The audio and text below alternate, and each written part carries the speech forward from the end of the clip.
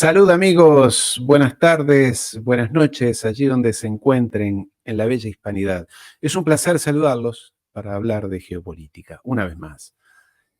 Una geopolítica que en estos días, como casi todos los días, nos trae muy atareados y muy agitados. Y esa es una de las razones por las cuales, lamentablemente, he debido retrasar estos minutos, estos pocos minutos, pero minutos al fin, el inicio de la charla de hoy. Y es más, mi invitado, nuestro invitado de todos los domingos, Juan Antonio Aguilar, ya se está conectando.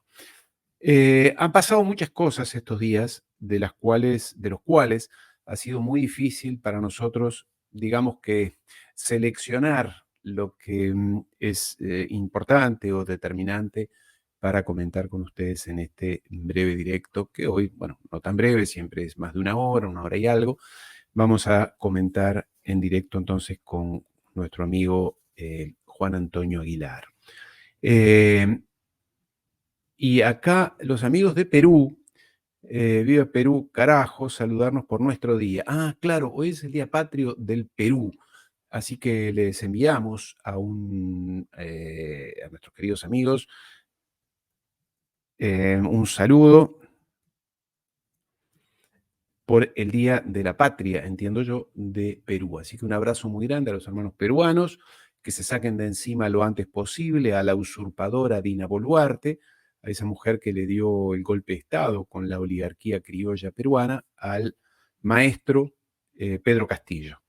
Como siempre decimos, aquí no es cuestión de tomar partido, yo no soy peruano, no estoy al corriente de los detalles de cómo es o cómo era el gobierno del maestro Pedro Castillo, pero creo entender, aguarden un instante, eh, había olvidado también yo enviarle al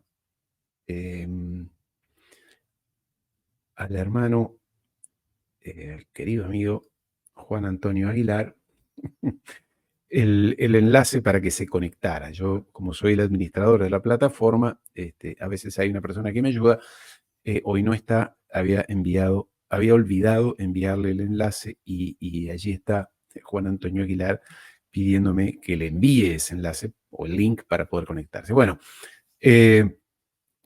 decía, importante entonces para los amigos peruanos, yo no estoy al corriente de los detalles de si era muy bueno, muy malo o más o menos el presidente Pedro Castillo, pero lo cierto es que era un presidente elegido por el pueblo y estaba allí en el cargo apenas un año y algo de gobierno, o sea que si era muy malo, se le podía dar un tiempo para que demostrara. En todo caso, no había matado a nadie, no había reprimido ninguna manifestación, ni había asesinado a ninguno de sus compatriotas, cosas que sí ha hecho la señora Dina Boluarte, que en lo que a mí respecta, esperamos que pronto se encuentre con la señora Áñez de Bolivia, que terminó presa. Entonces, aquí estamos con el amigo Juan Antonio Aguilar. Un placer saludarte, Juan Antonio. Me había olvidado enviarte el enlace, Juan Antonio, disculpa. Normal, no pasa nada. Cosas técnicas que pasan y estábamos terminando con la edición de uno de los vídeos. Hoy es día de elecciones en Venezuela, ¿no? Sí, señor. Vamos a ver cómo. No vamos a comentar nada porque todavía creo que hay 2 horas de diferencia horaria con Venezuela. Está en pleno desarrollo, como decía un amigo querido, Walter Martínez, a quien enviamos un gran saludo. ¿Cómo estás, Juan Antonio? Muy bien, muy bien. Como siempre, los domingos nos tocan cosas que están ocurriendo cuando estamos hablando, ¿no? Estamos Sí. con las elecciones en Venezuela, pero también estamos con la situación delicada que existe ahora mismo en la frontera norte del Estado judío con el Líbano, donde puede pasar también cualquier cosa en las próximas horas. Así que, bueno. Estamos en caliente. Pero déjame que te lleve a algo que a mí me toca muy de cerca, la París querida, la Francia, y lo que pasó en la inauguración de los Juegos Olímpicos esta semana, que ha despertado muchísima indignación en algunos sectores. Creo que la institución de los Juegos Olímpicos ha tenido que pedir perdón. Y si me permites, pongo un cortísimo video para que nuestros amigos se pongan en situación. Esto fue parte del show de inauguración de los Juegos Olímpicos en París esta semana, en la cual fue parte del show oficial, ¿no? Fue parte del show oficial, dominado por una escena de la última cena de Cristo, representado por personas queens o queers, que son de la colectividad LGBT, y que esto ha despertado muchísima indignación. Esto fue parte del show oficial. En fin, no abundo en esto porque ya está. ¿Qué te ha inspirado a ti, Juan Antonio?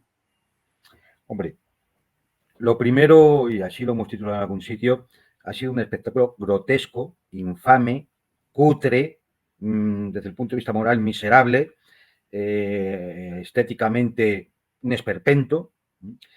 En fin, la realidad es que me faltan calificativos, ¿vale? Yo creo que hay que hacer la lectura, y la lectura que mucha gente está haciendo, se puede hacer en distintos planos. La parte fundamental de la crítica suele estar viniendo por el primer plano, el plano organizativo, ¿no? Y cómo se ha organizado esto, ¿no? Es decir, bueno, pues todos conocemos los problemas que está teniendo París. Hay una plaga de ratas y de chinches, al parecer los llevó Putin en un frasco. Es decir, y bueno, ha ocurrido de todo, ¿no? Es decir, podemos hablar de robos, el bloqueo de las líneas férreas, bloqueo de algunos aeropuertos, ha habido violaciones en el metro, el personal de huelga en los hoteles de lujo, por ejemplo, a los futbolistas argentinos, en concreto a Javier Mascherano le robaron relojes, joyas y bueno, un total de $50.000 o euros. Al vicepresidente de Coca-Cola en Europa también le robaron el ordenador, el móvil, un reloj Rolex en la habitación del hotel. En las cafeterías de la Villa Olímpica pues han tenido que racionar algunos artículos por la falta de insumos, es decir, la logística es un desastre. Los deportistas se están quejando de que la comida es escasa, de que les han puesto camas de cartón por aquello del carbono cero, de la locura climática que hay en Europa, ¿no? También, por ejemplo, el equipo femenino sueco de tenis se queja de que para ir hasta donde tienen que jugar tienen que ir 40 minutos en transporte público sin aire acondicionado. Tampoco hay aire acondicionado en las residencias de los deportistas. Me imagino que en los hoteles de lujo donde van los capitostes de la mafia del COI y demás invitados al esperpento sí que tendrán aire acondicionado. Es decir, bueno, pensaban vender 600.000 entradas, al final han distribuido 320.000 entradas, de las cuales 200.000 eran gratuitas porque se han entregado a asociaciones, clubs y demás. Pusieron un sistema de control de acceso al centro de París a través de un QR que no funcionaba, con lo cual, como si te hubiera ocurrido dejarte la documentación en casa, salieras de tu casa y volvieras, el QR no funcionaba, tenías que dormir en casa de unos amigos o debajo de un puente porque ya no te dejaban entrar, ¿no? Sí. Es decir, ahí echaron a 3.000 universitarios de su residencia para meter a bomberos y policías para la seguridad. Por supuesto, estos universitarios, ¿qué han podido hacer? Pues buscarse la vida como han podido, porque claro, alquilar algo en un París olímpico ahora mismo los precios son desorbitados. Han expulsado a taxistas y guías turísticos que no han podido trabajar, no van a poder trabajar estos días dentro de París, porque es que realmente no hay Villa Olímpica, lo han metido todo allí, es decir, todo está lejos una cosa de otras. Hemos visto imágenes esperpénticas también de cómo se expulsaba a los sin techo y vagabundos por las calles de mala manera y los han echado. Algunos los han podido relajar en algunos sitios y otros simplemente pues estarán durmiendo en las calles por la periferia de París, ¿no? Incluso pues, por aquí tenía también un dato que es muy curioso, cómo el transporte público ha pasado a costar, es decir, los tranvías, trenes y metro, ha pasado de costar 2,10 euros, 2,10 euros a 4 euros. Casi un 100% de subida solamente para este espectáculo circense.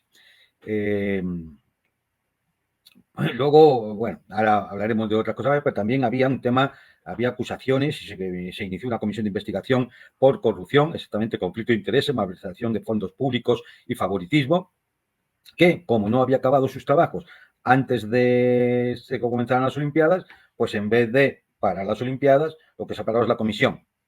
que se reiniciará cuando acaben las Olimpiadas y por lo tanto ya pues vete a saber si eso llega algún día a buen puerto. Es decir, bueno, pues todo esto acompañado, como digo, de chinches, ratas y demás, ¿no? Es decir, a ver, esto es en cuanto al tema organizativo, ¿vale? Entonces, bueno, pues hay mucha gente que ha criticado esto. Hemos podido ver cómo la gente se quejaba porque les habían vendido unas entradas para ver la actuación, pero no se veía nada en grandes zonas, porque claro, es decir, lo han hecho en la calle. Es decir, ¿ya? Entonces, es decir, con un recorrido muy grande, con lo cual cualquiera que fuera solo podía ver el tramo, el trozo que correspondiera a donde tenía su localidad. Es decir, nadie ha podido ver el espectáculo que han dado, nadie lo ha podido ver in situ al completo porque, claro, está repartido por París. Y París es grande, ¿eh? Es decir, luego además hemos podido ver algunas cosas realmente espeluznantes, por ejemplo, que no se acababan en el Estadio Olímpico. Es decir, que los deportistas no han tenido, o sea, el acto solemne, que es cuando, más allá de las intervenciones musicales y todo esto, que es cuando los deportistas entran en el Estadio Olímpico, uno tras otro, país tras país, se concentran todos allí, están todos juntos y esperan que la llama olímpica, la llama olímpica que viene desde Olimpia, en Grecia, y esa llama va a encender el pebetero en el estadio que va a estar encendido durante todos los Juegos Olímpicos. Bueno, pues el pebetero lo han puesto en un parque, la llama olímpica la lleva un rapero que es un drogadicto, o sea, unas cosas, de verdad, a los deportistas los metieron cada uno en un barco y los pasaron por el Sena, y ya como colofón y simbólico, izaron la bandera olímpica al revés. Sí. Es decir, lo cual, claro, representa una inversión de los valores olímpicos. Es simbólico porque, aunque se haya sido un error, claramente ha escenificado perfectamente lo que ha sido esta, no sé cómo llamarlo, este espectáculo cochambroso al que han sometido a la gente por televisión durante la ceremonia de inauguración. Vale, esto es en cuanto al aspecto organizativo. ¿Vale? Es decir, muy criticable y por supuesto yo imagino que iremos viendo más cosas a lo largo de los días, ¿no? de estas cosas que están pasando en ese país. Pero luego hay otro aspecto que es el del espíritu olímpico. Y aquí yo creo que hay que recordar una cosa. Tengo aquí, es decir, cuando Pierre de Coubertin organiza las primeras Olimpiadas de la era moderna, lo hace intentando recuperar la vieja tradición de Olimpia, de los Juegos Olímpicos en la Grecia antigua, donde, como sabéis, eran unos actos religiosos, sagrados, dedicados al dios Zeus y otros dioses, se hacían al pie del monte Olimpo, allí en la Hélade. Por supuesto, se paraban todas las guerras y todos acudían allí a una serie de competiciones que tenían un carácter sagrado y por lo tanto solemne. De ahí viene lo de la llama y estas cosas, ¿no? Y Pierre de Coubertin intenta, de alguna forma, yo no sabemos, a estas alturas ya uno no sabe si equivocadamente o no, recuperar esa tradición, ¿no? Y para ello, pues, hombre, pues hace lauda al deporte y establece lo que tiene que ser el espíritu olímpico y la Carta Olímpica, ¿no? Y entonces, en la Carta Olímpica pone que el deporte tiene que estar más allá de la política. Ahora veremos que esto no se cumple. Pero es más, dice la Carta Olímpica, practicar deporte es un derecho humano. Todos deberían tener la oportunidad de practicar deporte sin discriminación en el espíritu del olimpismo, lo que implica comprensión mutua en un espíritu de amistad, solidaridad y juego limpio. Y más, el ejercicio de los derechos y libertades previstos en esta Carta Olímpica debe garantizarse en ausencia de cualquier forma de discriminación racial, lingüística, religiosa, política, color, género, orientación sexual, existencia de una opinión diferente, origen nacional o social, posesión de bienes, nacimiento u otra condición. Bien, dicho esto, todos sabemos que hay dos países que no han podido acudir a estos Juegos Olímpicos, que son Rusia y Bielorrusia, con la excusa de la operación militar en Ucrania. Excusa vacía, porque hay otra operación militar absolutamente genocida en Oriente Medio, y eso no ha impedido que el Estado sionista vaya a las Olimpiadas. Y además sea bien recibido con las autoridades, no así por el público que ha pitado en el estadio, ¿no? Cada vez que ha aparecido la selección israelí. Pero esta es la realidad. Luego, entonces, no se cumple la Carta Olímpica.